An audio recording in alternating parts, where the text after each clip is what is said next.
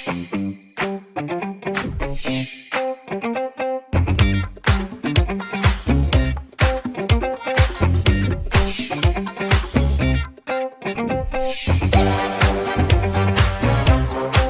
guys, welcome back to the world of angles. In trigonometry, we basically deal with sides and the angles of triangles. This time, we will focus more on angles. Before we delve into our main discussion, which is positive angles, let's remember what an angle is. So, what is an angle? An angle is the figure formed when two rays or straight lines meet at a point or vertex. Also, angles are measures of rotation. Just like in this big wheel, every movement of a spoke sweeps through an angle. This makes the direction of rotation important. You'll see this importance shortly. So if you have a clock with its hour hand and minute hand overlapping each other at 3, let's keep the hour hand as a reference and move the minute hand in an anti-clockwise manner.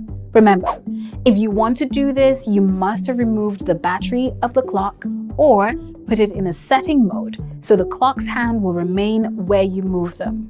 Now, when the minute's hand is rotated in the anti-clockwise direction, we have an angle. This angle is the measure of rotation of the minute hand from the hour hand. Also, in this big wheel, this angle is the measure of rotation of the spoke from its starting point. So what are positive angles? Are they angles that are always optimistic, or they always have a good feeling? We may find out later, but for now, positive angles are the angles derived from an anti-clockwise rotation. This is why the direction of rotation is important.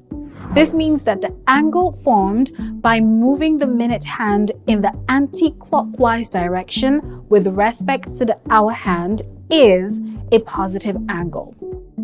To draw our angles, we're going to use the X and Y axis to make our rotation simpler.